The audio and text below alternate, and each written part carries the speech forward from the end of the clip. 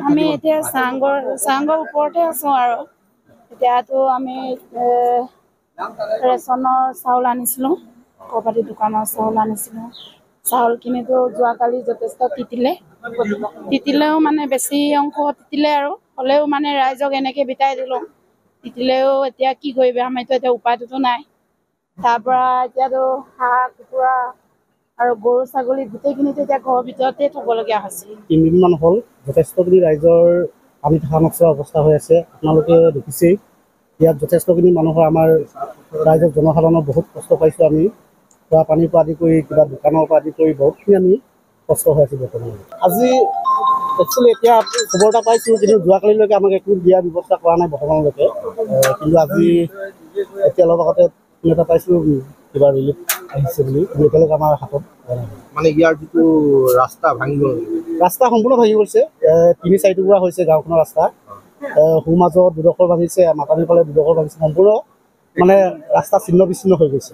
এই লাচন মেৰিগয়াৰ এই গাঁওটোত মানুহবিলাকৰ অত্যন্ত অসুবিধাৰ সৃষ্টি হৈছে। গৰু ছাগলী মানুহ আজি চাংঘৰ বুলি ইয়াত কোনো ৰকমৰ এই মানুহবিলাক আছে। হয়তো ইয়াতকৈ পানী যি ধৰণৰ বাঢ়িছে ৰিলিফ কেম্পত যাবলগীয়া হৈ যাব পাৰে।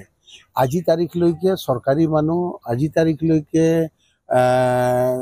ডিপাৰ্টমেণ্টৰ মানুহবিলাকে ইহঁতক খবৰ কৰিবলৈ নহাটো এটা বৰ দুখৰ বিষয়। আজি 3 দিন 4 দিন হৈ গ'ল এই মানুহবিলাক পানীত প্লাবিত হৈ আছে, বুৰি আছে।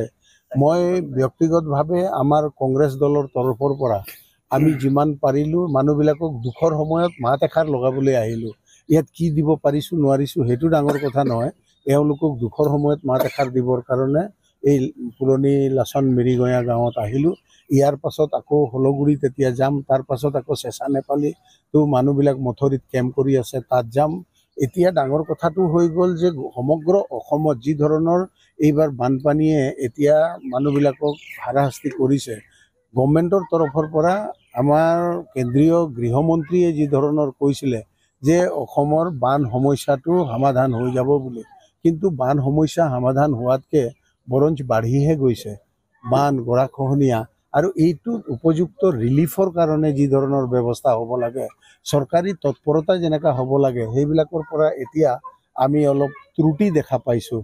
আৰু বিশেষকৈ টিংখং সমষ্টিটোত আৰু বেছি ত্ৰুটি দেখা পাইছোঁ। আশা কৰিছোঁ আমাৰ ইয়াত কেবিনেট মিনিষ্টাৰ আছে, তেওঁ যাতে তৎপৰতাৰে এই প্লাবিত হোৱা দূষিত মানুহবিলাকক, পীড়িত মানুহবিলাকক উদ্ধাৰ কৰাৰ ক্ষেত্ৰত তেওঁ যেন আৰু অধিক তৎপৰতা দেখায়, চৰকাৰী দান অনুদান সাহাৰ্য যিমান পাৰে আনি দিয়াৰ কাৰণে ব্যৱস্থা কৰে, সেইটো মোৰ ফালৰ পৰা আহ্বান।